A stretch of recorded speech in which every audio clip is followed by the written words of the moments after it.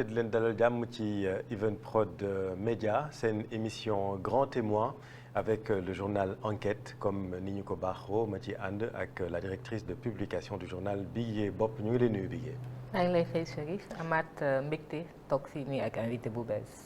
jërëjëf invité bu bees boobu nga tudd di madame la ministre Aminata Assome Diatta ñu ngi lay nuyu madame la ministre.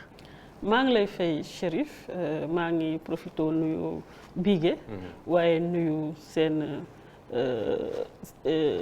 internautes yi mais toute la direction di kontaan vraiment si invitation bi di leen ci jaajëfal. jërëjëf madame Aminata Assome Diatta ngay figure boo xamante ni marqué nga haute administration ak scène politique sénégalaise ndax chef de parti nga tey dinañ ko wax ñuy fàttali ni yow commissaire aux enquêtes économiques mooy sa métier nekkoon nga fi directrice du commerce extérieur laata ngay jël les fonctions très stratégiques de ministre du commerce et des PME de 2019 à 2022 tey jii yaa ngi diriger sa parti politique tudd PSC Jàppo ngay continuer nag di joxe sa vision pour l'économie la souveraineté commerciale ak tamit benn engagement social boo xamante ni gis nañ ko ci yow dinañ wax ci wàllu politique wax ci wàllu défi économique yi nga xamante ni Sénégal mi ngi koy dund dinañ wax ci autonomisation des PME ndax loo xam la ak itam ci actualité nationale loolu yëpp la ñu nar a waxtaanee tey jii Bigué. waaw dëgg la Chérif dinañ waxtaanee lu bëri waaye dañ koy commencer par peut-être waxtaanee un peu li nga xam ne moom moo xew tey ci langue politique bi madame Aminata Assome Diatta nga doonoon ministre sous l'ancien régime. occupé fii ay poste comme ministre du commerce mais tey aussi ñu dem ba ci biir nga am sa parti politique gu bopp mën nañ ko tuddee noonu mais tey dañu gis que ne am na ay tensions entre assemblée nationale ak palais bi ñu am ay pàcc yu bëri aussi ci opposition bi ñu bëggoon xam yow lan mooy sa taxawaay ci langue politique bi fan nga féete. jërëjëf Bigué damay faral di wax ni def une petite correction ndax sama tur bi dañ ko déformé ci espace politique bi maa ngi tudd Assome Aminata Diatta et non pas le contraire. et pas le contraire Assome ça veut dire bàjjen mooy bàjjen ci Joola. D'accord. donc may bàjjen Assome Aminata Aminata Diatta. Aminata Diatta. waaw donc le nom c'est Aminata Diatta. voilà ok Assome bi lu ñu. mooy bàjjen d'accord comme man maay bàjjenu Sénégal. macha allah donc moo tax li ma bëgg a wax par rapport à cet espace politique damay leen di jaajëfalaat ci invitation bi ndax bokk naa ci ñi nga xamante ne peut-être lu ñuy wax publiquement barewul tey ji interview bi en tout cas mel na ni benn retour parce que bi interview bi nga xamante ne ci laa wax li ma xalaat ça date de 2025 avec seen benn naataango li taxaw nag recul boobu dafa nekkoon temps boo xamante ne war nañu toog seetlu parce que Sénégal dafa tolloon ci jamono boo xamante ne ñëpp a ngi doon wax mais kenn du déglu man nag dama choisiroon déglu askan bi déglu commerçant yi déglu entrepreneur yi waaye surtout déglu sama waa gox bi nga xamante ne fa laa dëkk muy Kër Massar. je profite de l'occasion di leen di jaajëfal ci seen taxawaay. te bu ma leen déggloo li ma dégg moom mooy nit ñi dañoo taay ci politique bi. de plus en plus population bi dafa am vraiment désillusion boo xoolee ñun même élection yi passé à chaque fois da ngay gis taux d'abstention bu bare et damay ragal ñu dem ci yeneen échéance yoo xamante ne population bi daanaka dañuy tourner le dos aux politiques dañuy leen di bàyyi noonu rek. ndax dañoo taay donc il faut que ñu changer. actualité bi tey jii gis nañu un peu tension yi yoo xamante ne mën nañ koo waxee noonu entre assemblée ak un peu présidence de la république li ko waral nag mooy dañoo basé woon ñun sénégalais suñu choix ci tandem et non sur ay institutions ndax ku ci nekk boo wax xalaataloon sa bopp en toute sincérité xamoon nga ni situation bi nii rek la mënoon aboutir. kon bettu la. non ñun bettuñu.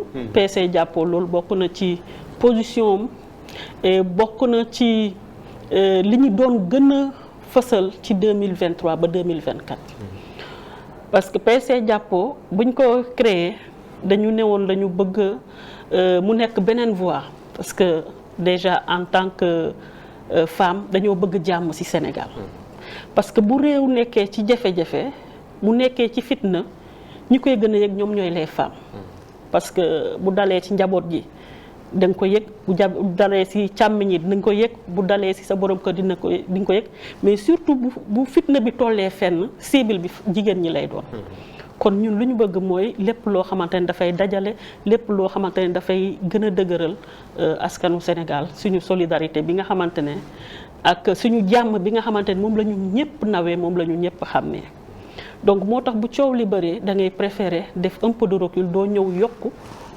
essence ci xal bi tey li ñuy vivre nii mooy dañoo defoon confiance ci benn tandem boobu xëy na quelque part seen ego moo jël le dessus au lieu que mu nekk sur le principe une relation entre les institutions donc dañ leen di rappeler waat à la raison rek wax leen ni Sénégal mérité na lu ëpp loolu Sénégal war na def ñun ñëpp ku nekk def sacrifice parce que gis nañu lu ñu dund diggante 2021 ba 2024 defe naa képp ku bëgg Sénégal bëggatoo Sénégal dund lu mel noonu te nii lay commencer par de petites querelles ba querelles yooyu jur loo xamante ne vraiment du gën ci ñun donc man loolu laa ci gis mais sur le principe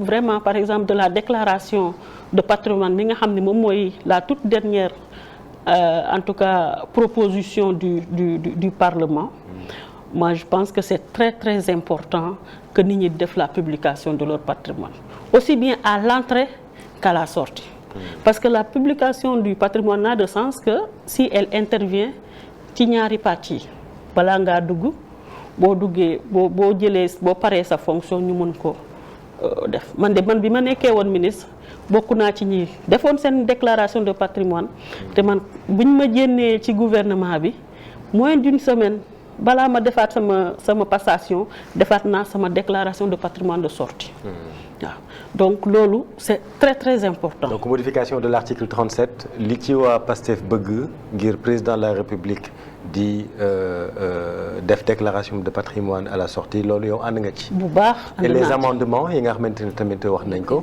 président si man bu ma sañ. amendements yi ñu leeral ni dañu bëgg ñu. président assemblée nationale aussi. oui absolument ñun si suñu proposition parce que bu leen fàtte ni PC Jàppo demoon na ci élection présidentielle yi donte si parrainage bi lañ ñu éliminé woon ñun si suñu programme.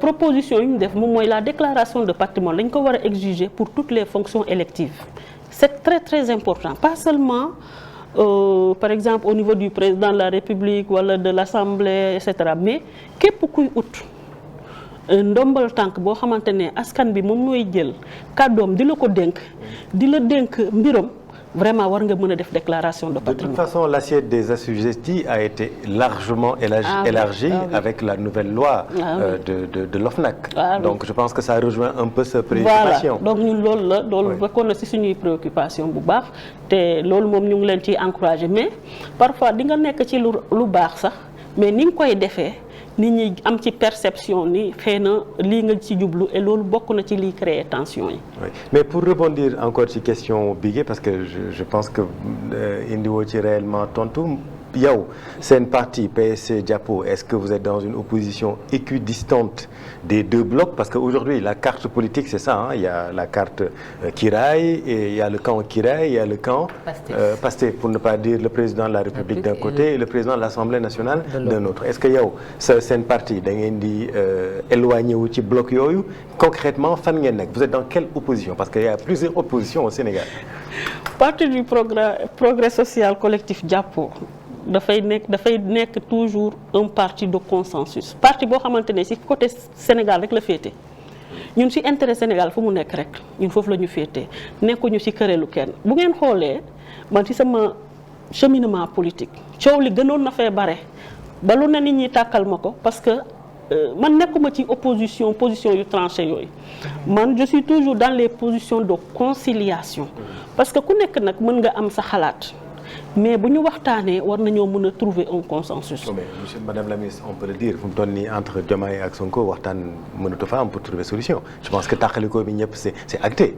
waaw mais raison de plus pour que ñun ñu bañ a mën a jël position ni pour l'un ni pour l'autre. ok donc parce vous refusez de prendre position. oui nous ne prenons position ni pour l'un ni pour l'autre. Même pour nous prenons position pour le Sénégal. Même pour votre cousin. Pour jàmm Sénégal. Même pour votre cousin du Blouf. Mais tous les deux sont mes cousins. Les Sérères sont les cousins des Diola. Oui. Et c'est très sacré. Oui. Mais Ousmane Sonko aussi c'est mon cousin. Et c'est très sacré. Dans ce cas nan ngay def. boo leen mënee rapprocher xayrun mais boo leen mënul rapprocher mënoo lu dul di ci wax lu rafet rek yaakaar ni yàlla mën na indi si waat xel yi de toute façon je pense que rien n'est trop tard yàlla mën na lu nekk te yàlla na leen yàlla boolewaat. bon ralliement yi li muy bari Assome Diatta parewul pour dem kiiraay. Assome Diatta que le PSC jàppoo surtout dañu nekk ay nit membre PSC jàpp dañu nekk des personnes de conviction. xëy na gisaguñu lu ñu convaincre ci kiiraay. voilà nous ne nous engageons en politique que par conviction c'est-à-dire ñun PSC jàppoo lu ñu bëgg moom mooy servir. pas se servir mais servir mais pour nga servir il faut que nga am gëm-gëm ci loolu c'est-à-dire mu am lu la convaincre parce que en fait c'est une grande responsabilité. nga dem gis population yi ne leen man kat bu ma sañoon ngeen jàppale diw parce que diw boobu dafay fekk. nga gis ni teg na loo xamante ne yow am nga yaakaar ni kii fu mu jëmale réew mi lu baax a baax la. ok bu ngeen xoolee ñun bu ñuy man sama engagement politique elle date de 2015 fekk j'ai observé le président aussi Macky Sall bi fi nekkoon j'ai vu vraiment les actes qu'il posait vraiment en matière de développement pour le Sénégal.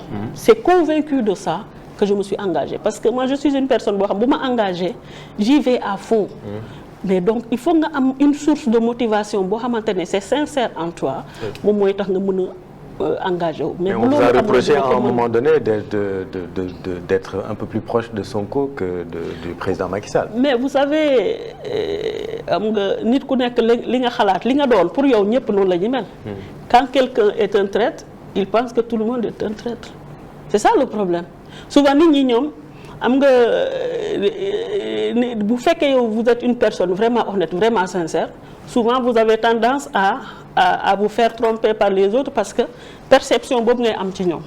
C'est la même chose mais franchement qui connaissait le président Macky Sall xam les relations que j'avais avec moom le respect bi mu ma joxoon ak li ma mayoon lépp vraiment nan laa mënee. gis président Macky Sall di ci tegaat keneen man loolu j'ai jamais compris ça mais mënoo nekk à chaque fois di weddi di expliquer finalement da ngay na comme on le dit souvent qui se justifie s'accuse. Mais Ousmane Sonko je ne l'ai vu qu'une seule fois et ça fait toujours rire hein. Je ne l'ai vu qu'en 2018 en septembre 2018 si laa ko mus a gis si lañ mus a joxante loxo boobu léegi musuñoo joxante loxo. C'était où dans quel cadre? Comme nous sommes tous du Blouf donc nous avons une association de la zone qui réunit tous les 21 villages du Blouf. L'association s'appelle le Bouloudji c'est-à-dire Blouf levez-vous et qui organise chaque année différentes activités sportives, culturelles, etc. Donc moi j'étais marraine d'une des activités. Lui aussi il était approché comme patron de la manifestation dans son ensemble. C'est dans ce cadre que ci journée d'ouverture bi la ñu croisé wu. waaw c'est la seule et unique fois où j'ai eu à être à proximité de monsieur Ousmane Sonko. mais lan moo waral alors présidentielle bi nga demal sa bopp topp lool ci ginnaaw candidat bi nga xam ne Macky Sall moom la tànnoon. Macky Sall moo la yóbbu retraite politique au sein de l'APR. Non en fait moi encore une fois je reviens sur man ni may doxalee. man je suis une personne de principe lu ma gëmul du ma ci dugg. Alors j'ai dit quand je me suis engagée en politique c'est le président Macky Sall j'étais convaincue par le président Macky Sall. Ouais. C'est pour ça cette raison que je suis engagée en politique et nit lu ma mëntul def ci parti bi du ma ko gis parce que c'était pas important pour moi, le plus important c'était le président Macky Sall. Alors une telle personne, dès lors que en juillet 2023 le président a dit qu'il se retirait, c'est à ce moment-là que nous membres du PSC Diapo avons décidé d'aller créer notre parti, parce que on sait que la relation étroite que j'avais avec le président Macky Sall, la considération qu'il avait vis-à-vis de moi, ni ma yëgee woon sama bopp ci moom, mais yëguma ko ci kenn ci ses membres, ses autres collaborateurs. Donc aller là-bas, souffrir pour rien du tout, di naan dama frustré ak yooyu, man je ne suis pas dans ça. Moi je suis une personne qui prend ses responsabilités. Je suis vraiment j'agis quoi. Oui. Je n'attends pas de subir. Oui. Voilà. Donc j'ai en toute responsabilité, quand les autres faisaient semblant, moi j'ai pris la décision de dire écoutez, nous choisissons notre voie, parce que moom la ñu gisoon comme leader, il ne se présente pas, nous avons notre vision pour le Sénégal et nous voulons la proposer aux Sénégalais, advienne que pourra. Oui. Vous avez parlé de traître sànq, et pourtant aujourd'hui, c'est pour juste rebondir sur ce mot-là qui est aussi dans l'actualité. Le camp PASTEF voit aujourd'hui le président de la République comme quelqu'un qui a trahi leur projet. Les relations entre ñaari camps yi, c'est assez électrique, mais ma question c'est selon yow, est-ce que dañu assister à une dualité de pouvoir dangereuse pour la stabilité du Sénégal, et j'insiste là-dessus, ou à un jeu démocratique classique? Bon, tu sais, peut-être que même souvent quand les gens ont certaines positions, c'est facile de qualifier et peut-être et de nommer de façon très péjorative certaines choses. Oui. Man, en tout cas, l'observation que j'avais faite du président de la République, surtout avant qu'il n'accepte, ba bu muy yegsi, man la conviction que j'avais mooy ku amoon yéene ci Ousmane Sonko la. Ça, man je suis convaincu. Parler du président, non, du président Bassirou Diomaye Faye. Oui. Man damay wax rek sama conviction bi ma amoon.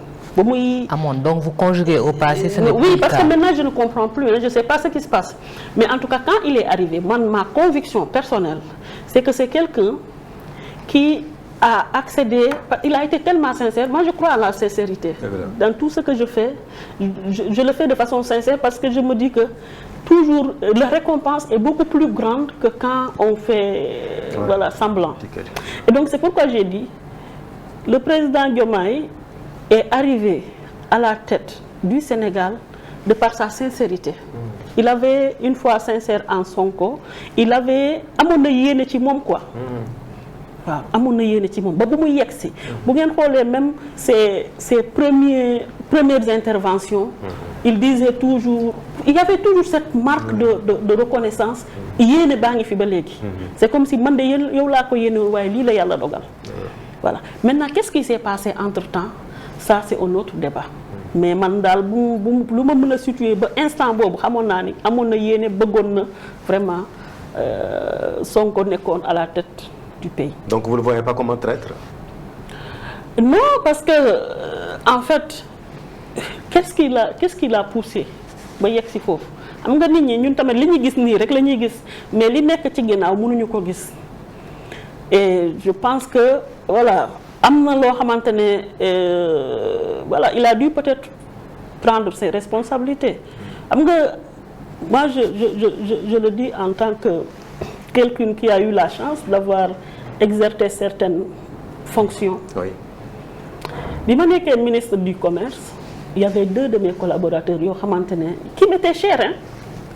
J'ai dû les changer. Depuis lors, c'est une relation yàqu na. Et pourtant, ce sont des personnes qui m'étaient très chères. Ah oui. Quand je prenais la décision, même, j'avais même pleuré. Mais, affaire bi du yow quoi. C'est une affaire de l'État. C'est-à-dire, bu doon man kese la woon, duma leen doon dàkk.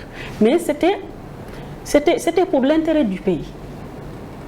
Dans l'intérêt du pays, bu dee intérêt réew bi taxaw na, yow waratoo xool sa bopp wala sa relation avec kooka.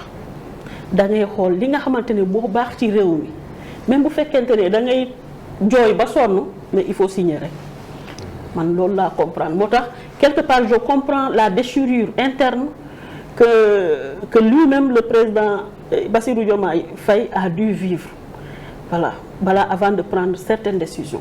Mais loolu bu fekkente ne musuloo vivre expérience yu mel noonu pour nga comprendre ko dafay xaw a jafe. Et madame la ministre dafa mel ne da ngay wax ne Bassirou Diomaye Faye amul woon peut-être beneen possibilité bu dul dàq Ousmane Sonko et que loolu moo gën ci réew mi. Non, je ne juge pas hein. J'ai dit peut-être mën na am perception boobu.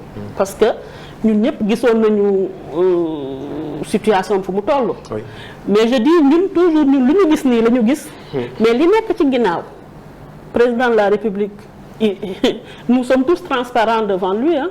Voilà, il a des informations xanaa ku mu bëggul xam dara ci yow rek mais toutes les informations il peut les avoir. Donc certainement il a dû mesurer et choisir de prendre une décision aussi difficile soit-elle. Mais c'est une décision boo xamante ne ñenn ñi bi ñu ko doon demander ça fait plus d'un an. Donc voilà, je pense que c'était la seule issue pour lui. Est-ce que lii tax nga wax loolu peut-être c'est lui qui rappelle l'importance des institutions de la République? Parce que son discours tey jii foofu la ko accès et il l'a dit d'ailleurs lors bi ñuy lancé cette partie en disant que quand tu es opposant en réalité tu es responsable de rien. Est-ce que yow nekk nga au cœur de l'État à un moment donné da nga jàpp ni tey jii dafa nekk ci station boo xamante ni moo ko war a pousser mu jël des décisions comme ça? Ma li ma bëgg a wax déjà peut-être c'est vrai si am na responsabilité boo tant que exercer ay responsabilités yow loolu la neex mën nga ko wax ah. mën nga engagé wu ci n'importe quoi bon après c'est après quoi booy exercer si ngay soog a comprendre comme ni ñu koy waxee boo nekkee xale da ngay yaakaar ni sa papa yaafuus la sax ah mais boo demee ba yor famille ci ngay xam ni say papa ndeke jàmbaar la woon. C'est la même chose en fait. Maintenant lui par contre. li may bëgg a wax foofu man sincèrement parfois am nay discours bu ko waxee dama muy naan sama xel mais xanaa tey parce que au fond quoi qu'on dise il a partagé le discours de Sonko hein. Absolument. Même si c'est Sonko qui a porté mais il peut pas avoir côtoyé Sonko pendant 10 ans avoir poursuivi. Il ne le découvre pas. Voilà, il ne le découvre pas. Donc aujourd'hui il y a des positions bu ko jëlee man je dis mais xanaa tey nag monsieur le président. C'est ça, je suis désolée même si c'est vrai les gens évoluent. Nit ki mën nga dem ba ci biir nga gis ni ndeke la nga yaakaaroon du loolu. Mais je pense que aujourd'hui man en tout cas en tant que cousine si j'ai un conseil à lui donner c'est mu liggéey rek bañ a revenir ci seeni discours parce que am nay positions yoo xam boo ko jëlee. mu xaw mel ni lu waroo ak seen position un peu d'hier parce que quoi qu'il en soit mënuñoo dàq ñoom héritage bi nga xam ne amoon nañ ko partagé na ko avec le PASTEF le discours bi ñu doon am di accuser les gens à tort sans aucune preuve. Ils ont jeté l'opprobre sur les honnêtes citoyens. Le PASTEF? Mais bien sûr. te loolu man ça c'est quelque chose moi qui me fait très très très mal. Comme lan par exemple. mais dañuy accuser nit ñi de vol.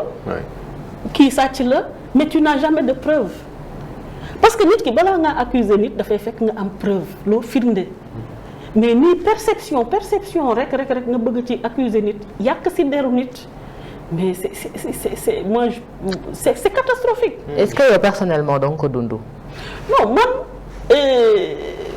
alhamdulilah yàlla defalal nañu sutura xëy na yenn kii yi am dunduñu ko mais am na ñu ko dund. Mais imaginez une personne boo xam dafa estimer un acteur politique mu dem ba il n'est plus de ce monde kooku il est parti avec la conviction que man ndeke kii li ma koy gëm yëpp ndeke sàcc la. Imagine si c'était quelqu'un koo xamante ne qui avait toutes ces valeurs. À quel moment on va aller reparler à tous ces morts là pour leur dire qu'en réalité c'était faux bi ñu demee ba justice après justice les a blanchis. Donc surtout un homme public. Un homme boo xamante ne yow da ngay engager la foule looy wax lu ne da nga koy war a xoolaat ko seetantal ko. Voilà parce que quand tu accuses quelqu'un tu jettes l'opprobre sur cette personne. C'est pas seulement cette personne qui subit. C'est tous ses proches toutes les personnes qui croient en elle ñooñu ñëpp dañuy am cette souffrance. Voilà te comme ni ñu koy waxee yow a fu mu àgg. duma àggu fa quel que soit bu ñu demee ba après fii kan moo suivra sax affaire bi fu mu mujj personne parfois nga koy dégg brièvement rek les gens en parlent à la télé et puis on passe. Oui. mais fekk ne yow sa der bi yàqu na ba précisément pare. à quelle affaire par exemple boo xamante ni yow marqué na la personnellement dundoo ko yow mais loo xamante ni ci seen régime accusé nañ ko nit te yow xam nga ni li ñuy wax ni du dëgg. non ma bu ma joxee exemple yi bëri na gis nañ fi l'ancienne ministre Gladima. Sophie Gladima. gis nañu Mansour Faye donc c'est quand même très triste loolu nit mënu ko mais je pense que ñu bëri ci ñoom waa PASTEF quand ils sont arrivés au pouvoir ils se sont rendu compte qu'en réalité un ministre ne pouvait même pas détourner de l'argent. À la limite, il peut être complice d'un détournement. Parce que yow mën nga nekk ministre ba jóge fa doo gis sax feuille d'engagement. Toi, tu ne signes pas pour faire sortir de l'argent. Oui. À la limite, tu peux être complice, mais tu ne peux jamais être acteur parce que yow doo gis yow tu connais même pas les gens qui fournissent le service. Donc comment tu peux prendre de l'argent? Donc les gens sont là dañu jël nit ñi yàq seen der.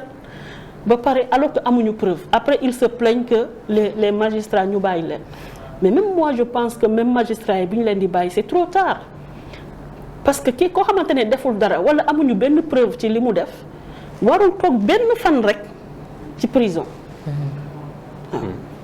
alors ñu gis président de la République taxawal parti politique am muy kiiraay ñenn ñi jàpp ne daf ko créer pour mën a contrer pouvoiru Assemblée nationale bi nga xam ne tey Ousmane Sonko moom moo koy jiite yow en tant que femme politique lan moo nekk sa lecture politique ci situation boobu noonu.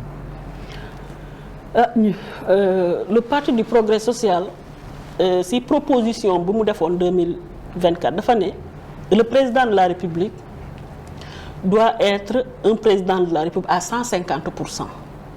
C'est-à-dire il doit occuper 150% de son temps vraiment à être président de la République.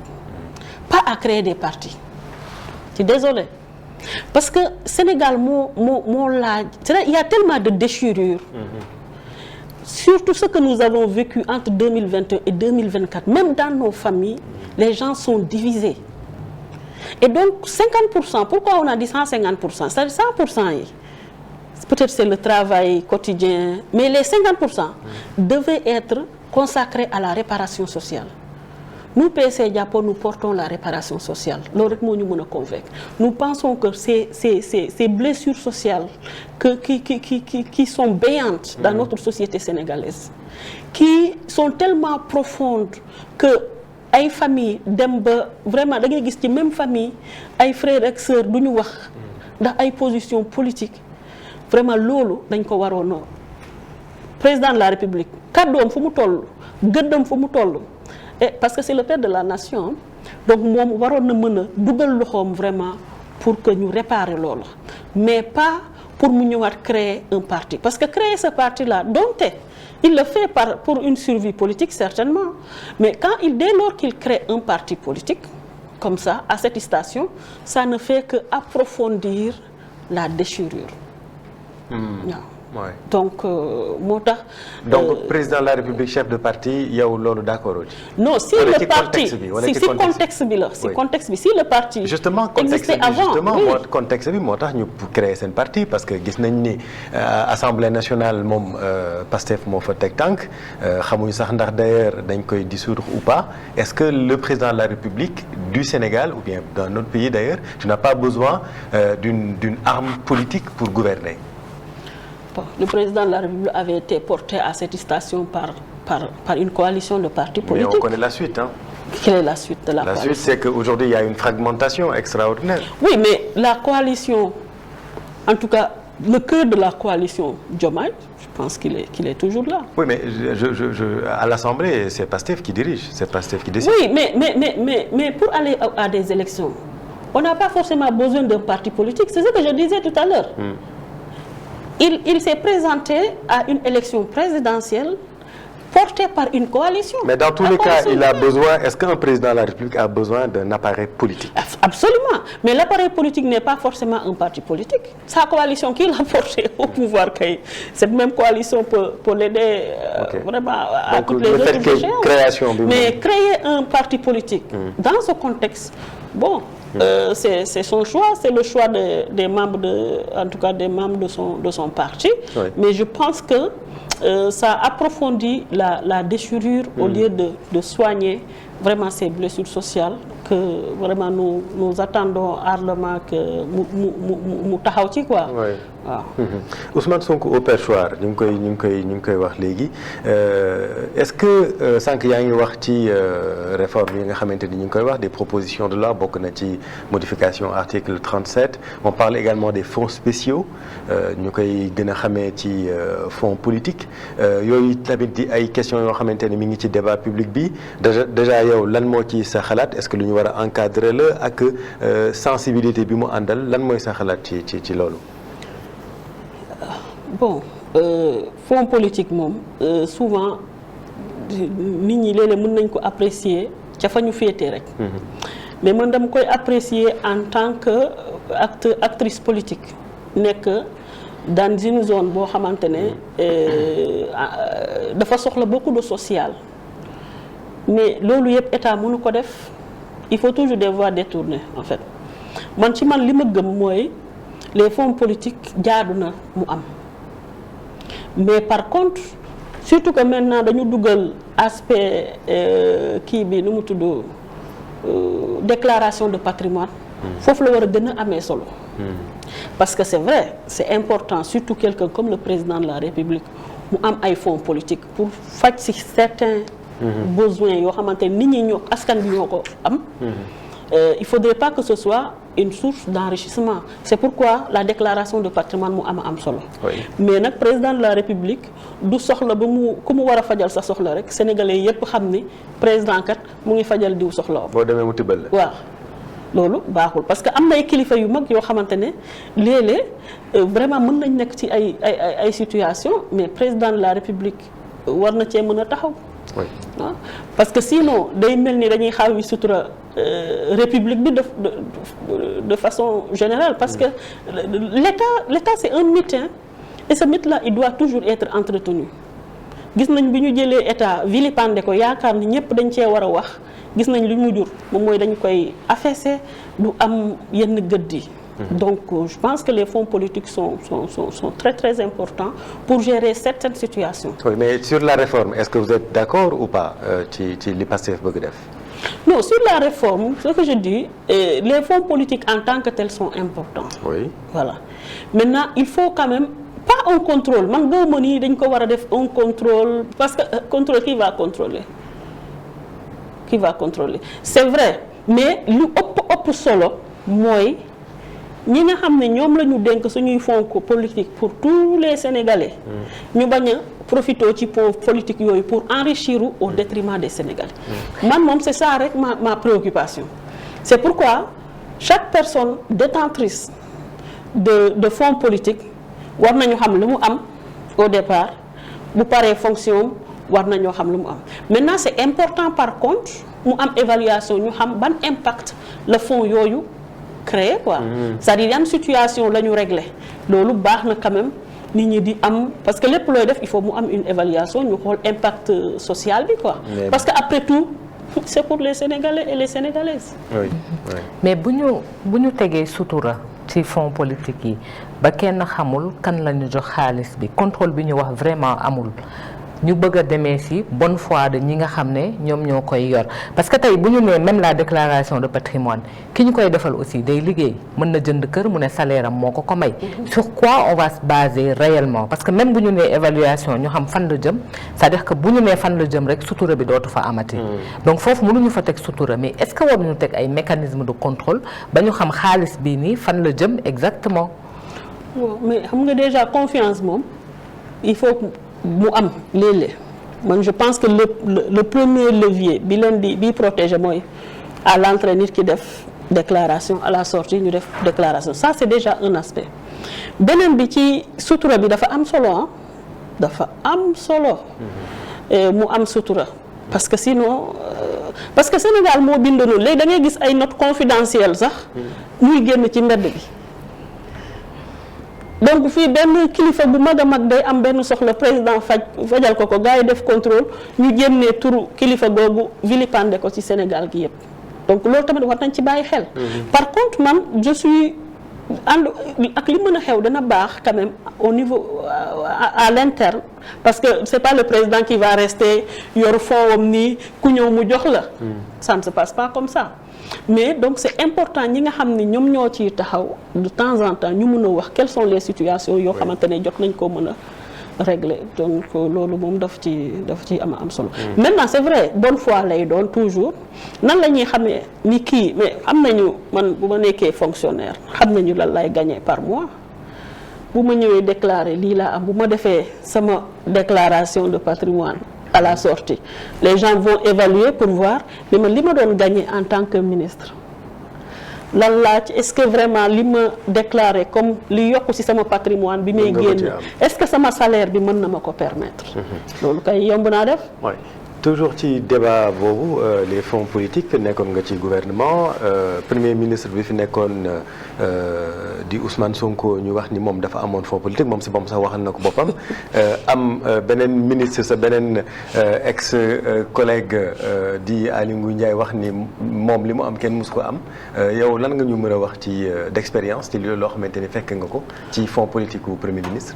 Pour être honnête man mënuma cee wax lu sori parce que mosuma woon lijjanti fonds politique premier ministre wax dëgg yàlla ñu li ñu doon lijjanti mooy suñu liggéey au niveau de notre ministère lan la ñu fa mën a liggéey ak sur le terrain ñu ngi doon liggéey avec un président na lañ ko doon mën a jàppale ci parti am lu mu ñu doon mën a dimbale ñun ñu gën a liggéey à la base dimbale la population à la base ñun ci loolu lañ nekkoon mais mosuñoo nekk di dem di yorandu premier ministre lu mu am ak li mu amut ak vraiment mosul nekk vraiment samay principe xaw ma ci lu mu am ak li mu amul wax dëgg yàlla. ok bi nga déggee ñu ne premier ministre Ousmane Sonko amoon na fonds politique lan la def. non rien parce que au fond man dara du ma surprendre ci ñoom parce que nee naa la tout à l'heure que discours bu ñu doon tenir man j'ai toujours été un peu gêné par un discours boo xamante ne voilà dafay basé wu ci ay faits yoo xamante ne c'est pas exact donc moom le premier ministre avait dit que amul woon fonds politique. man di loolu laa comprendre woon ba il avait même menacé nit ñi nga xam dañ koy wax. de poursuite. ku waxoon donc à ma grande surprise. foofu dafa ma bu ñëwaatee wax ni am na fond naam sax amoon naa xam na. ñi mu doon menacé mooy ñu doon wax ni dafa am fonds politique 9 milliards. 9 milliards voilà mais finalement. je vois ça vous fait sourire madame la wax am na 9 milliards. non parce que bon ba daal am nga man je suis très gênée d'en parler parce que xam nga nit ku am gëm-gëm ci nit loo wax ci nit que moom du gis lan ko wax la réalité moom bëgg-bëggam rek lay topp mais man vraiment j'ai été très surprise bi mu waxee encore au niveau à l'Assemblée que moom am na ci fonds politique loolu moom vraiment ça a été une grande surprise pour man. Pourquoi? Non parce que moom moo waxoon ni amul fonds politique. amul 9 milliards mais en réalité c'est 1 milliard 770 millions. mais moom montant bi la doon contesté. montant mu dam la doon contesté. apparemment j'avais pas compris ça comme ça. apparemment ni ma ko comprendre moom mooy da doon wax ni amul fonds politique. non parce que nee na ku wax ne am na 9 milliards na ko andil ay preuves. non mais plus sérieusement. mais même si c'est 100 francs. de fonds politique. c'est toujours un fonds politique non. même bu dee 100 francs la. fonds politique kay fonds politique la. mais lan la ci le montant importe peu. c'est déjà le fait d'avoir dénoncé quelque chose quand tu étais de l'opposition et d'avoir quand même continué à profiter du système que tu as longtemps dénoncé. Donc, même si c'était 100 francs c'est grave. Donc le fonds politique quand même mu am primature am présidence de la République est-ce que loolu ça pose non c'est normal ça peut se comprendre parce que on va pas charger du ñëpp ñooy mën a gis le président de la République. Il y a des gens qui voient le premier ministre sinon le président de la République si tous les Sénégalais devaient aller auprès du président de la République. mais ma foi. le président de la République n'aurait pas un instant pour lui-même. Ok donc en somme en politique PSC jàppo daal nanguwul c'est-à-dire vous vous rapprochez quand même philosophiquement de quelle instance ci ñaar ñi pour vraiment ñu comprendre pour la clarté du débat. Non, comme Kira, j'ai pas vu leur offre politique. Oui. Parce qu'on voit le nom nii rek, mais qui a vu son offre politique? Gis ngeen son offre politique? Pas encore. Mais vous avez entendu des discours et moi, corrigez-moi si je me trompe, te li ma déggagum nii ci discours bi li président de la République di wax en réalité je sens même de l'empathie pour le président de la République Bassirou Diomaye Faye. Est-ce que je me trompe? Qui a de l'empathie? Moi, oui. Moi, je suis indifférente. Je suis indifférente. À part ma relation avec mon en tant que cousin et cousine qui séeréer qui joola. Oui. Et nit. De l'empathie dans le sens des responsabilités étatiques, parce que tout à l'heure. Mais en tant que commis de l'État, oui. Je ne peux qu'être empathique. Faut lay waxee en fait, parce que c'est important, c'est une grande responsabilité. Et moi, le discours que j'ai entendu ici, c'est une très très grande responsabilité, oui. Qui n'est pas toujours facile à manier. Parce que président de la République. Mais en une fraction de seconde, tu peux briser la vie de bien de tes compatriotes. Et toujours dafay am luy des parce que à un moment ou à un autre di nga am un recul pour xalaat ni man sama décision bii de moo créé lii. Oui. Donc loolu. Oui. Ok dernière question ci wàllu politique laataa ñu jëm ci wàllu la vie en tout cas le panier de la ménagère loo xamante ni loo xam la ci bilan wu président Macky Sall tey jii yow lan nga ci assumer il y a eu du bon et du moins bon du pas bon du tout yow lan nga ci assumer ci bilan wu président Macky Sall. Président Macky Sall bilan man dama ciy assumer lépp li nga xamante ne man fekke naa ko. Ok. Parce que man je suis entrée dans le gouvernement de 2019 à 2022. Fekk mu doon liggéey gu am solo nag. Je me rappelle que premier jour bi ma demoon conseil des ministres amoon naa benn question bu ma doon tarauder parce que maa ngi leen di wax sànq ni. Demander aux populations de voter pour telle personne ou telle autre, c'est une très grande responsabilité. Tout à fait. Et donc man quel que soit li ma amoon yaakaar ci président Macky Sall bi ma ñëwee ba ci conseil des ministres posé wu naa question bi je me suis dit wàcc nañ ci terrain bi demander nañu aux populations de voter pour le président Macky Sall mais est-ce que réellement li nga yaakaar wala li nga yaakaarloo askan bi mu ngi fi. Et premier conseil boobu dès que le président de la République a pris la parole j'ai vu ni mu mettre au cœur soxla askan bi. Nous sommes en 2019. Et man ça m'a beaucoup rassuré et ba bu ma fay jógee impression boobu laa mos a am ci moom mooy koo xamante ne ku amoon yéene ci population sénégalaise la woon. Parce que dafa amoon benn jotaay bu ñu nekkoon mu amoon ñenn ci ñun. ñu bëggoon quand même ñu te leen ay oto yu gën a baax. Donc ça peut sembler des détails mais c'est très très important mais le président li mu répondroon moom mooy du mus a jël alalu askan bi di leen di yokkal seen confort population bi di sonn parce que dafa ne ñun ñu fi nekk nous sommes combien par rapport à la population sénégalaise. C'était un conseil des ministres. Un conseil des ministres. Et ça, moi, ça me marque. Des conseils des ministres, certains de vos collègues donnent laaj ay oto yu gën a baax. waaw mais waroon nañ am ay oto yu gën a baax man dama gëm ni nag. booy incarné yenn kii da ngay am oto yu gën a baax c'est très important. Mais ça c'est problématique. Non mais c'est pas problématique. Le conseil des ministres c'est le lieu de réclamer des nouvelles voitures. Ah mais à qui on peut demander si on ne demande pas au président de la République? Mais racontez-nous, ça se passe comment? Ou bien ça s'est passé comment? C'est extraordinaire quand même. Non mais comme li ma wax rek certains d'entre nous ñoom ñoo ko évoqué je pense que c'est au fil des discussions ci affaire yu auto après il avait même évoqué je pense il avait donné l'anecdote d'un pays boo xamante ne même le premier ministre. Je pense que c'était la France la doon wax sax à l'époque amoon na un moment boo xamante ne le premier ministre même Peugeot la amoon xaw ma comme. Mais bien sûr, comme véhicule. Oui, bien sûr. Donc voilà il donnait ça comme un exemple pour dire que ñun tey jii bu ñu amoon benn industrie dëgg-dëgg bu ñu mënoon proposer suñuy oto bopp baax na baaxul. Kon les membres du gouvernement allaient être les premiers à les utiliser. Voilà. Mais daal c'est quelqu'un koo xamante ne franchement man dans son discours li ma fekkee yépp parce que nit ki tamit da ngay wax rek li nga fekkee li nga xamul mënoo ko seede. mais man li ma fekkee ma seede ko dafa nekkoon koo xamante ne toujours soxla askan bi dafa daan ñëwaat ci waxtaan bi. tout le temps.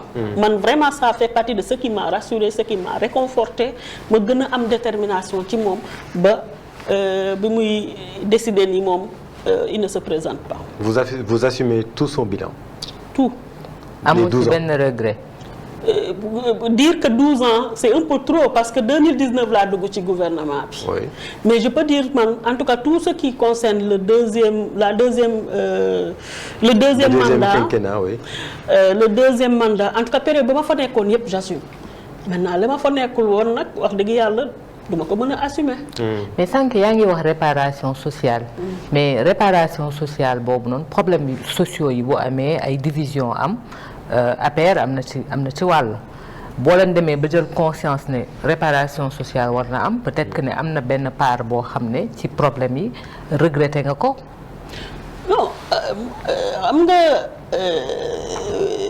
man personnellement gisuma problème boo xam ne man posé naa ko la preuve moi-même j'ai été une victime collatérale parce que comme bëgguma woon jël position pour aggraver la déchirure. Oui. Voilà. Et tout à l'heure maa ngi tooñ di wax c'est votre cousin du bluff mais en réalité cette phrase-là c'est sorti dans une discussion et on vous a reproché cela. Voilà. Donc parce que man du ma nit koo xamante dafay nekk di yàq man dans ma vie de tous les jours. Vraiment mosuma bëgg des positions yoo xamante ne affaire u seytaane yooyu quoi. Vraiment man je préfère boole nit ñi plutôt que ñëw di yàq les relations quoi. Donc j'ai été une victime collatérale ñu koy assumer di ko sant suñu borom. parce que loolu la ñu yàlla bindal parce que tey jii yàlla àtte na peut-être que ñu bëri ñi doon wax loolu. Ils ont été les premiers à prendre leur clic et leur claque de l'APR pour aller rejoindre le PASTEF à l'époque ou bien la coalition Diomaye du temps où même le PASTEF y siégeait. Donc ñu ngi sant yàlla bu baax a baax. oui kon yow daal Diomaye ou Sonko c'est doo dem dugg seen parti. non que Dieu nous en préserve. oui. mais madame la ministre local yi passé yow da nga doonoon candidate mairie Kër Massar mais gis nañ Kër Massar Pastef moo gagné woon mairie yëpp. te combat bi tey gën na metti parce que Kër Massar gën na jaxasoo même au sein de Pastef. on a Waly Diouf Bodian fii. on a l'ancien directeur de la PNA. si je ne m'abuse mais ñoom sax seen biir déjà déggoo guñu. mu jaxasoo lool mais xam nañ ne Kër Massar quand même Pastef am na fa doole torop.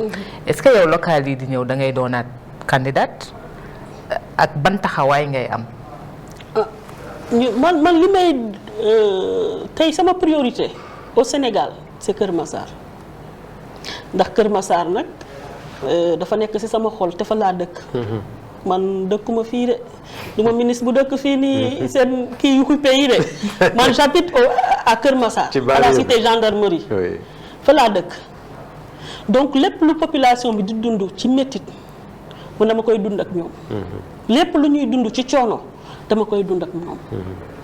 bi ñuy engagé wu auprès de la population en 2022 dañu ñëwoon avec un programme concret ne leen ñun lu ñu bëgg tey jii Kër Massar perception bi nit ñi di am ci Kër Massar parce que fii ku wax inondation xalaat Kër Massar. ku wax agression mu ne la Kër Massar. ku wax ay nu mu tuddati pollution mu ne la Kër Massar donc ñun dañu bëggoon tey. dugal suñu loxo ci Kër Massar ba nga xamante ne dafay am un changement mais biñ ko waxee jóguñu rek ñëw rek ne dañ ciy dugg noonu dañoo organiser woon lu ñu naan le dialogue de Kër Massar muy 8 rencontres yoo xamante ne dañ ko defoon décentraliser ko rencontrer toutes les couches sociales tous les artisans waxtaan ak ñoom ku nekk ak soxlawam yemuñu foofu de dañu demander aux délégués de quartier avec leur conseil de quartier ñu def pour chaque quartier les besoins yi nga xam ne moom la ñu am. besoins yooyu ñun dañu signé woon ak ñoom en tant que candidate à l'élection dama signé woon ak ñoom lu ñu naan des contrats de quartier. Parce que nag gis nga politique warul nekk promesse rek lii la wax après mu dem parce que il va même oublier. Mais bu fekkente ne da ngeen a am un contrat bu ngeen a signé dafay nekk un engagement boo xamante ne te pare dafay nekk une feuille de route. yow xam nga soxla bi nekk dans chaque quartier. ba pare ñun ci suñu programme li ñu fa programmé woon tamit mooy chaque année dafay am évaluation. maanaam quartier bu nekk dina xam fan la ñu toll ci programme am bu fekkente ne am na lu ci sooxe mu xam lan moo waral mu sooxe. loolu yëpp lañ leen proposé woon. ba ñu demee ci élection yi nag ñun on a perdu écart bi amoon malgré la force de Pastef de la coalition Yewwi Askan Wi à l'époque. écart bi c'était de 400 voix. et écart boobu man ba léegi dama koy contester donte.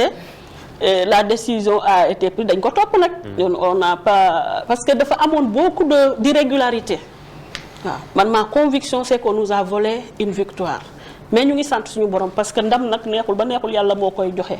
kon moom la ko joxoon 2022 alhamdulilah te mosuma cee wax lu ñaaw ba keroog ba ñu ngi nii di dem ci yeneen élection donc ñu ngi siy sant bu baax a baax. di ñaan yàlla li mu ñu xañoon 2022 mu mayaat ñu ko ndax nag yéene bu ñu amoon pour Kër Massar yéene boobu la ñu am ba léegi. ndax ñun li ñu bëgg. suñu objectif mooy que Kër Massar soit la référence au Sénégal. C'est-à-dire en matière de développement en matière de bien-être des populations. En matière de cadre de vie. Il y a du boulot. Bu ñu yàlla mayee Kër Massar Madame la ministre. nous allons changer la face de Kër Massar. Il y a du boulot parce que Kër Massar tey jii il y a l'urbanisation rapide. C'est le département qui est extrêmement peuplé. Tey jii bi ñu koy def 46e département est-ce que mesure d'accompagnement yi mu waroon àndal am na ko en termes d'infrastructure sociale de base il y a du boulot là-bas Kër Massar. mais la population comme dans d'ailleurs d'autres la départements. La population n'avait pas accompagné. Mais bu tey jii bu accompagné incha allah lépp dina baax. man personnellement ragaluma liggéey. ku xam Assom Aminata Diatta xam ni liggéey moom man je vis du travail c'est-à-dire liggéey moom moo bokk ci li nga xam moo may dundal. moom ma liggéeyul def sa boo ma bëggee rey rek ne ma bul def dara. là vraiment je m'ennuierai très rapidement. Donc liggéey ragaluñu ko kon pour revenir à votre question. Aujourd'hui donc ñun écart bi c'était 400 voix. dëgg la entre-temps on a beaucoup observé du ñàkk dina am une partie de la base buy xaw a effrité wu. mais gëm naa ni bu fekkente ni à l'époque 400 voix rek moo nekkoon suñu écart tey jii Pastef divisé wu. am nañu notre chance elle est très réelle di woowaat tous nos militants et militantes tous nos sympathisants ñëpp ñi nga xam dañu gëm Kër Massar. ñu ngi leen di tàllal loxo pour qu'on change Kër Massar ndax am nañu projet pour les jeunes am nañu projet pour les femmes ñun déjà ñun. ba ñu commencé appuyer femmes ci affaire autonomisation ba léegi mosut a dagg. Même quand je suis sortie du gouvernement il n'y a pas 15 jours bu ñuy mujj financer certaines femmes mais il y a des choses yoo xamante ne xëy na moi en tant que individu wala même notre parti du ko mën a def il faut nga mën a am fooy basé wu pour mën a def des choses beaucoup plus concrètes pour les populations. Oui. Voilà. mais fan ngeen di jëlee xaalis bi ngeen di financer population yi. Non pour financement bi en réalité ay conventions yi ngay signé. Avec les microfinances. am nga microfinance dafay soxla nga cautionné ko nga am benn caution booy teg pour en cas bu fekkente ne dafa amay défaillance ñoom ñu mën a am foo xamante ne foofu la ñuy mën a jël pour rembourser wu. Maintenant en contrepartie. Les femmes accèdent beaucoup plus facilement au crédit et à des conditions beaucoup plus favorables que bu ñu demoon tey individuellement am nga relation toujours. Confiance daf ci am solo. Surtout bu fekkente ne institution de microfinance bi xam na ni am na benn fonds de garantie bu fi nekk day gën a sawar pour accompagner ces femmes et c'est à l'échelle nationale depuis Kër Massar kese on a beaucoup appuyé des femmes qui ont aujourd'hui des activités quand même ñu ngi sant seen borom. Dañuy gën a yokk xeeb nañ nag li ñu jot a def bëgg nañu defaat un peu plus pour les femmes ndax jar nañ ko.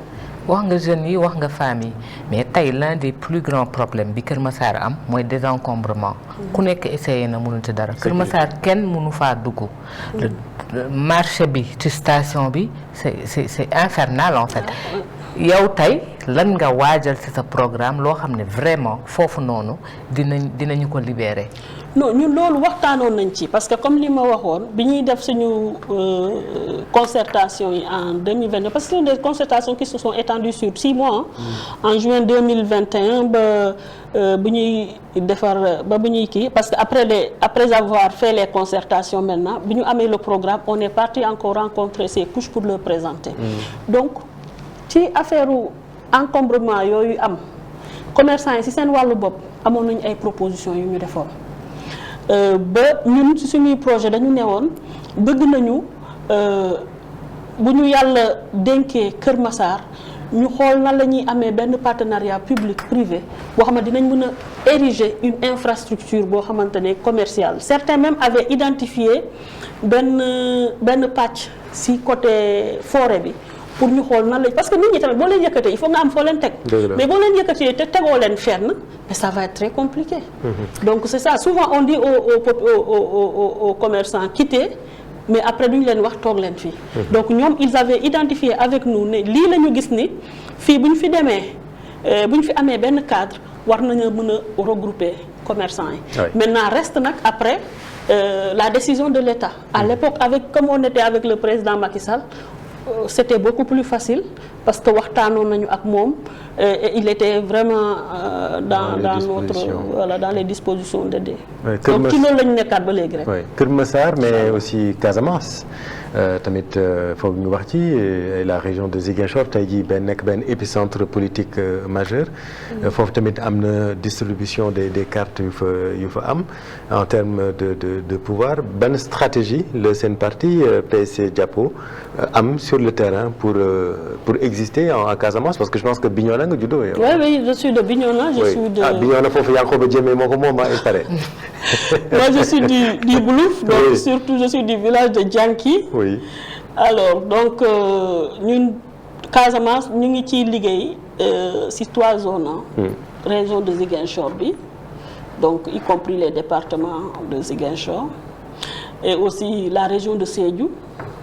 Et aussi la région de Kolda donc ñu ngi ciy liggéey ñu li ñuy def rek moom mooy déjà nga booy dem conquête pouvoir il faut déjà partir de l'existant ñi nga am nan ngeen di dajalee ñooñu ngeen waxtaan parce que du ñàkk politique moo mel noonu dina am ay frustration dina am ñuy bàyyeekoo dina am ñuy bàyyi gis naa ko ci presse bi bërki démb rek voilà donc toujours politique moom ak loolu la àndal donc ñun loolu lañu nekk di def consolider waat suñu base bi mais aussi chercher de nouvelles têtes. Oui, mais est-ce que vous n'êtes pas en retard parce qu'il y a Olivier Boucal Pastef Yankhoba Diémé bi ma tudd léegi est-ce que tamit ñooñu vraiment jëluñu de l'avance quand même. Non justement parce que situation bi c'est le bon moment parce que les gens avaient besoin de lecture en fait. Tey jii ñu bari certains ne veulent être ni de Kiraay ni de Pastef. Ils cherchent une 3e voie et la 3e voie c'est le PSC Jàppo parce que c'est le parti qui promeut la paix, la cohésion sociale, qui est investi dans le développement social, boo xamante dafa am préoccupation forte pour les jeunes et pour les femmes. C'est la voie naturelle pour ñëpp. Donc man damay inviter tous les Sénégalais et Sénégalaises de toutes les régions, de tous les départements, de toutes les communes. ñu ñëw autour du PSC Jàppo ndax bu nit ñi di xuloo doo ci jox kenn da ngay xool koo xamante ne xuloowul dafay dajale nga ñëw ànd ak kooku liggéey. ñëw ànd ak madame donc nañ ñëw ànd ak PSC Jàppo parti du progrès social. D'autant plus que nous voulons le progrès social collectif pour tout le monde. bëgguñu yëf yi féete boor. ñun dañoo gëm ni dañu war a avancer andoo parce que tant que nit ñi ñëpp gisuñu seen bopp ci Sénégal. mais fitna day am. je pense que bu fekkee ku nekk mu ngi am intérêt. lu muy sauvegarder ci Sénégal. kooku du bëgg fitna am parce que xam na ni bu fitna amee man li ma am ni mën naa ko ñàkk. Le progrès social les Sénégalais l'attendent depuis très longtemps. Ils l'auront avec nous, avec le PSC Jàppo. On espère bien. Ils l'auront inchallah. Ils n'ont qu'à nous faire confiance. On espère bien mais tey jii fi ñu toll en tout cas bras de fer politique bi tey jii moo lëmbee Sénégal mais pendant ce temps-là les ménages sénégalais ñoom ñu ngi continuer de souffrir de la cherté de la vie nekkoon nga ministre du commerce tey jii booy xool marché bi ban commentaire nga mën a indi ci fii réew mi toll comme ni ñu koy waxee. réew mi moom fu mu toll sax du affaire commerce fu mu toll moom affaire économie la. oui parce que tey commerçant yi dañoo gisul sax ku ñu jaay bay cheral. c'est ça le problème ils appliquent des prix ñoom bu ñu sañoon sax dinañ wàññi prix mais même bu ñu wàññee prix sax du ñu gis ku ñu ko jaay. parce que économie li koy dundal mooy diw dafay am xëy di liggéey di gagner. mu mun a consommer consommation boobu kooku tamit dem produire plus kii produire plus daal di recruter une autre personne bu koy jàppale kooku amaat tamit revenu mu investir ko ci économie bi loolu mooy rouler économie bi. mais tey jii boo demee ci commerçant yi di nga gis ni li ñu doon jaay ba 2023 léegi ku ci nekk sa chiffre d'affaires divisé wu nañ par 2 wala par 3 donc déjà c'est ça la difficulté. et maintenant ménage yi ñi nga xam ni li tax mu gën a métti nag mooy dañu am une économie informelle économie informelle boobu tant que économie mu ngi dox dina am bu baax ci lu muy dund. tout à fait mais bu fekkente ne économie bi dafa taxaw économie informelle bi tamit dafay gën a néew doole. d'autant plus que structuration bi dafa xaw a des. donc loolu nag dafay impacté waat secteur du commerce. donc moo tax tey jii vraiment les hommes d'affaires dañu am beaucoup de difficultés. et économie bi nag dafay laaj tey ñu jël ay mesures fortes yoo xamante ne vraiment dina encourager nit ñi ñu gën a mën a liggéey secteur bi nga xam ni moom mooy BTP bi ñu jotoon arrêté bi gars yi di ñëw. loolu bokk na ci lu yàqal lu bare Sénégal. donc dañu war a gën a góorgóorlu libérer des secteurs. wax ci dolli wàllu dette cachée tamit parce que foofu la lépp taxawee parce que bi ñu arrêté suñu programme ak FMI suñu note commencé di baisser amatuñu investisseur te loolu li koy firndeel mooy l'IDE gis nga bu ñu tolloon ci 3 milliards de dollars par an en 2025 tey jii ñu ngi toll ci 36 millions de dollars. c'est ci rapport bu mujjee génn loolu je pense que c'est un indicateur très important déjà ci dette cachée bi yow nekkoon nga ci gouvernement bi est-ce que loolu lu la frappé loolu la marqué la lan nga ci mën a wax. parole publique moo mel noonu c'est-à-dire boo nekkee autorité publique loo wax rek day impacté bu ngeen fàttalikoo fii ci 2021 ci Covid bi bu nit ñi waxee ndax prix dafay yokk on a toujours refusé. de dire prix bi dafay yokk wala parce que bu ministre du commerce par exemple bu waxee prix yi dafay yokk wala mu ne produit bi manqué na rek marché bi day daal di emballé wu c'est pas la même chose que benn commerçant pourtant ci secteur bi la nekk de xëy na lu mu ci xam sa ministre du commerce xamu ko ci. bu benn commerçant nu mu mag a mag bu ñëwee naan prix day yokk nit ñi duñ ko téye. mais bu ministre bi waxoon prix bi dafay yokk wala produit bi dafa raar. non day nekk la débandade.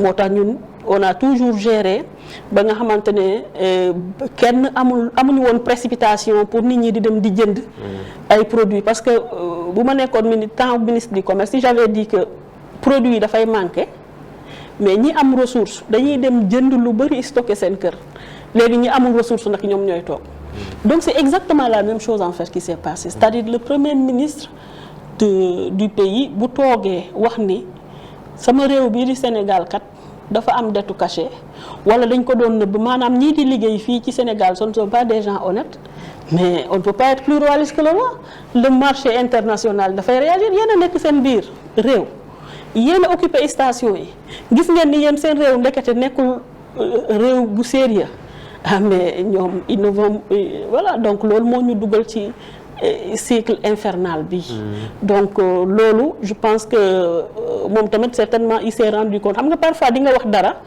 surtout bu fekkee amoo yenn expérience yi doo mesurer portée bi mais bu demee ba am nag si ngay soog a gis conséquences yi te man li ma gën a métti moom mooy boobu ba léegi ñu ngi jéem ba sonn pour defaraatu deru Sénégal mais dafa mel ni c'est difficile à rectifier donc liggéey bu bari lay laaj beaucoup de diplomatie beaucoup de persévérance pour que ñu mun a génn ci situation bi ñu nekk mais le Sénégal était dans un pays position boo xamante ne fu mu demoon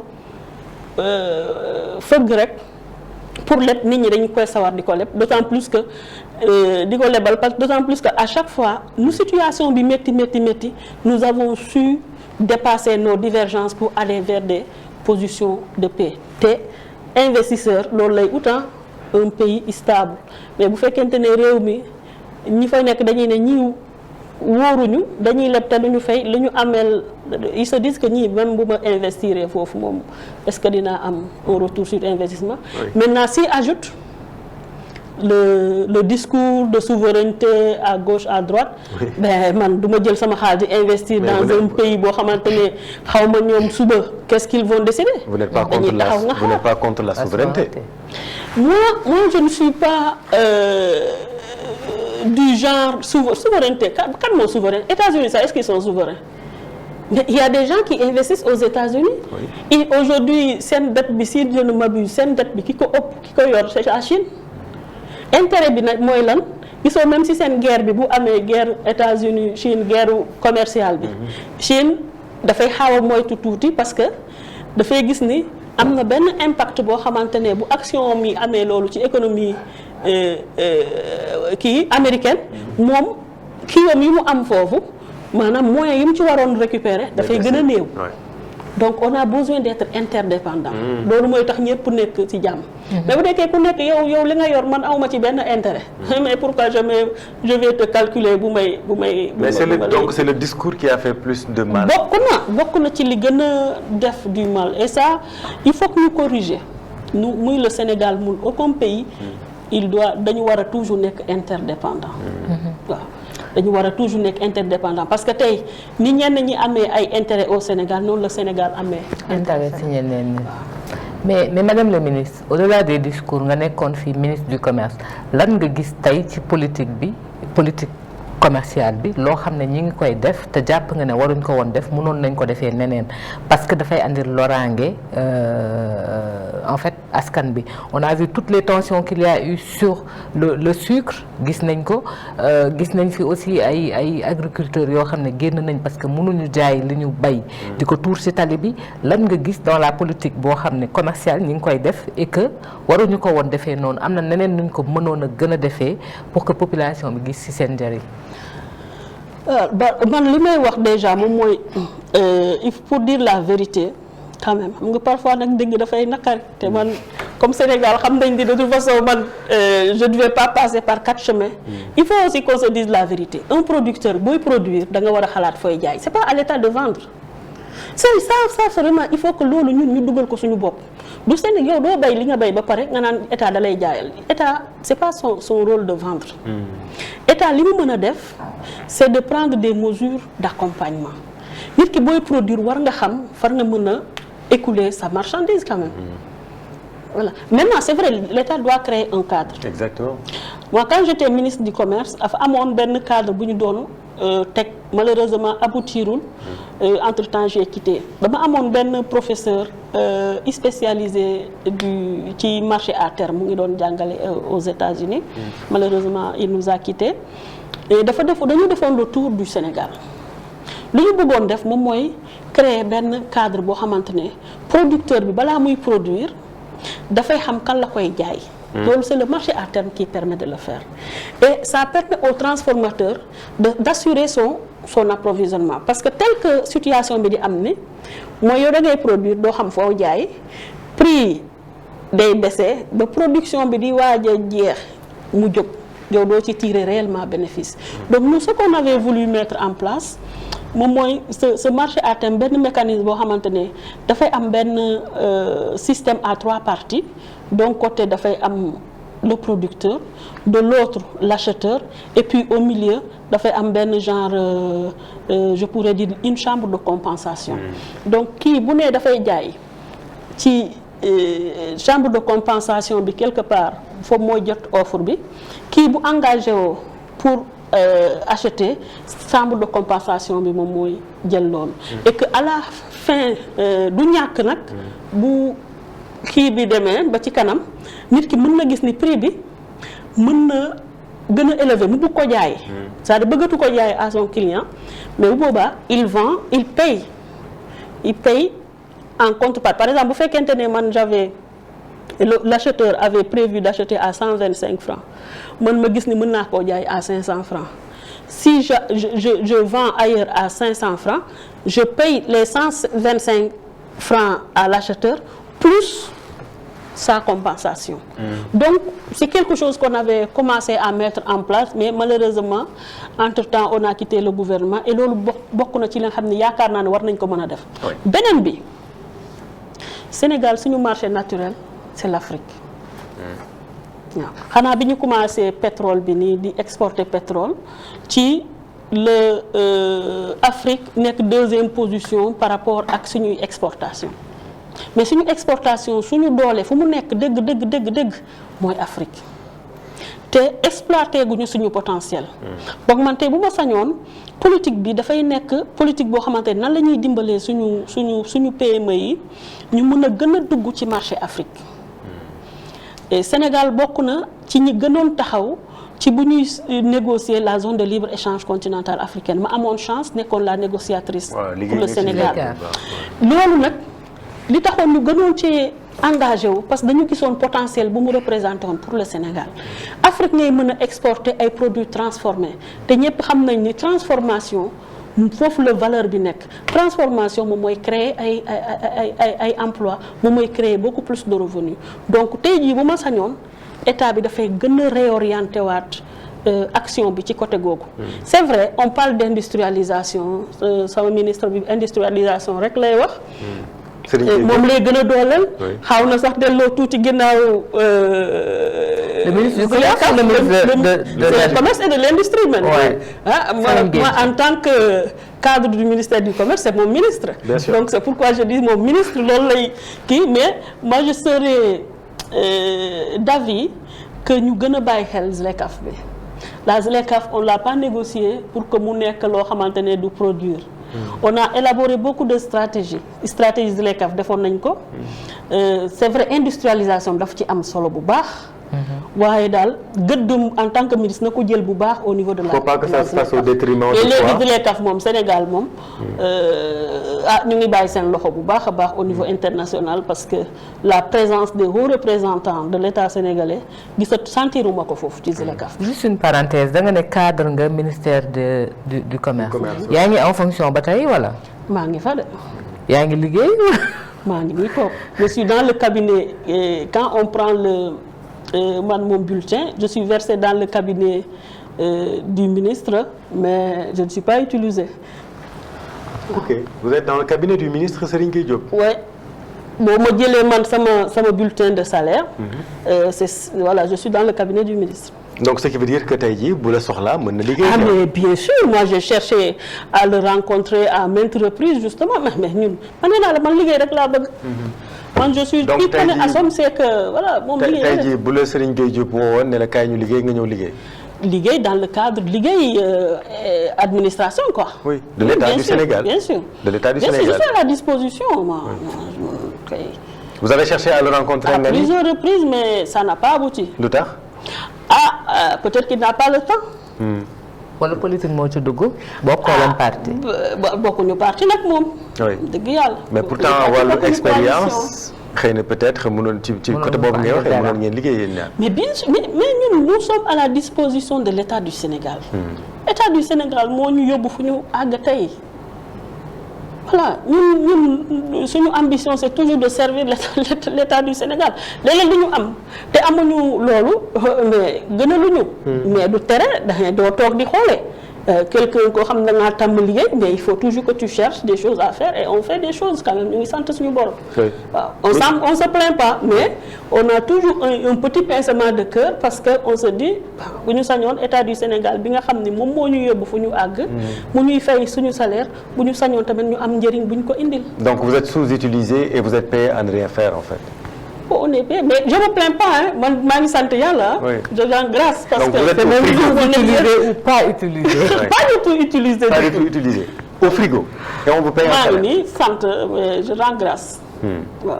ngay def politique alors que fonctionnaire de l'État c'est extraordinaire parce que yow ci sa situation et j'en parle parce que am na Macodou Sène dafa wax situation bu mel nii ci livre am Macodou Sène nekkoon d'âge primature te tey jii mu bokk Kiraay livre am bi mu bind ci administration sénégalaise da ciy wax genre situation yu mel nii c'est-à-dire des hauts cadres yoo xamante ni dañu nekk dans l'expectative d'une affectation.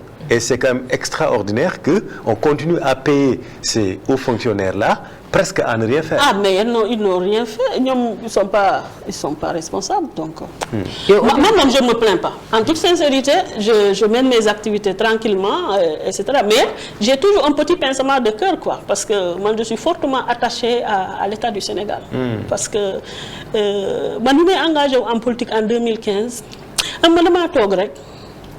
m'a appelé pour me nommer directrice du commerce extérieur. Oui. Sans que je fasse des démarches ou nangam.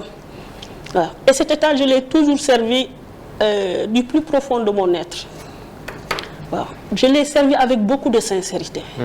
Et c'est cette sincérité, Bob continue toujours vis-à-vis de moi. Nous serons toujours des loyaux vis-à-vis de l'État du Sénégal. Ndax nak bo nekké ci réew bo xamantene yow sans que nga def politique sax mun nga arriver à de grandes stations. Non mais man damay sant yàlla loolu dañ ko war a préserver dañ ci war a xeex man loolu bokk na ci sama engagement fort pour l'État du Sénégal. Donc man def ma woon benn politique quand on me nommé directrice du commerce extérieur le président de la République ne m'avait jamais vu quand on me nommé directrice du commerce extérieur. Ils se sont juste basés sur le travail bi ñuy def parce que nag fu ma dem fu ne j'ai eu à exercer dans les régions comme chef de service mais samay patron samay chef à l'époque xamoon nañ bu baax ni quand on me confiait un travail mais je faisais j'atteignais plus que leurs objectifs. Donc moo tax ñoom nii la ñu toog waxtaan bëggoon une femme à la tête de la direction du commerce extérieur et les gens pensaient que je pouvais être cette personne. Donc état bu boo nekkee ci état bu mel noonu man moo tax j'ai jamais compris cette question de système quoi. Mosuma ko comprendre parce que mais si le système peut permettre à n'importe quel Sénégalais issu de l'école publique sénégalaise parce que man jànguma lu dul école publique sénégalaise nga gravir ay échelons yu élevé te defuloo politique non kooku da nga war a xeex pour système boobu gën fee sax. Parce que loolu mooy tax le fils du paysan bu mën a góorgóorlu xam ni mën na àgg ci extension yu gën a kawe te loolu dañ ko war a gën a encourager. Et loolu bokk na ñun ci suñu programme PC Jàppo ci li ñuy gën a xeex pour que chaque Sénégalais d'où le collectif chaque Sénégalais doit avoir la même chance d'accéder à tout poste de responsabilité. Et aucun Sénégalais ne doit être laissé sur le bord de la route. Mais quand même politique moo tax nga nekk ministre. Bon oui bien sûr parce que dama doon def politique mais et là je rappelle encore la grandeur du président Macky Sall. Parce que man tamit bi ñu may nommé ministre moo tax je rends grâce à Dieu et à mon pays. daf ma woo comme ça nii un jour timis nii lañ ma woo. L'ancien premier ministre ndeysaan yàlla na ko yàlla yërëm Boun Abdallah Dionne moom ma woo ne ma le président souhaite vous parler et il m'a dit que bon je veux te nommer comme ministre du commerce waxuma pour faire de la politique de. Daf ma ne pour que tu continues le travail que tu es en train de faire dans le cadre de la ZLECAf. Lii la ma président Macky Sall wax. Donc man c'est ce que je retiens. Maintenant xam nga nit bu la defaree teraanga tamit yow tu as toujours envie de faire aussi quelque chose de plus pour cette personne. Tout à fait. Voilà. Ouais. On ne scie pas comme on dit la branche sur laquelle on est assise. Tout à fait. Voilà mais bi mu may nommé en tant que ministre lii la mu wax. Parce que nag ZLECAf bi yàlla mayoon nañ ñu amoon ci taxawaay. Président de la République moom moo demoon signer la ZLECAf au nom du Sénégal bokk ci les premiers signataires bokk ci les premiers à déposer la ratification du Sénégal. Donc vraiment il a eu à apprécier quand même le travail le rôle qu'on a eu à jouer dans le cadre de ces négociations. Kon Serigne Gueye Diop da nga ko bëggoon gis pour ce dossier-là ou bien c'était pour autre chose? Non mais pour ma liggéey pour liggéey. Pour qu'on vous donne du travail. Oui parce que comme je suis dans son cabinet il faut bien que je serve à quelque chose. Bien sûr. Mais auditu fonction publique bi woo nañ la. waaw ñu ma de moom laay daw nii xool fan laa koy gis jëpp. Il faut appeler le ministre Mamadou Lamine Dianté. waaw il faut me donner son contact je l'appelle je cours me vers parce que xaar naa ba sonn gisuma. ma ne xaaral ma daw balaa ñu maa dàkk. Ah ben oui en tout cas on était très content de vous recevoir madame la ministre Aminata Diatta. Assom dites Assom. non déedéet Assom Aminata Diatta. Assom Aminata Diatta. Là c'est au moins en tout cas aujourd'hui c'est très clair. Merci beaucoup madame la ministre. Merci beaucoup. Merci. Merci d'avoir accepté notre invitation. Merci beaucoup Bigué. Merci beaucoup, Chérif. Et rendez-vous prochainement pour un autre numéro du Grand Témoin, émission Evenprod Média, journal Enquête. Restez avec nous. On va bien entendu appeler d'autres personnalités pour partager leur expérience de l'état du Sénégal. Merci beaucoup.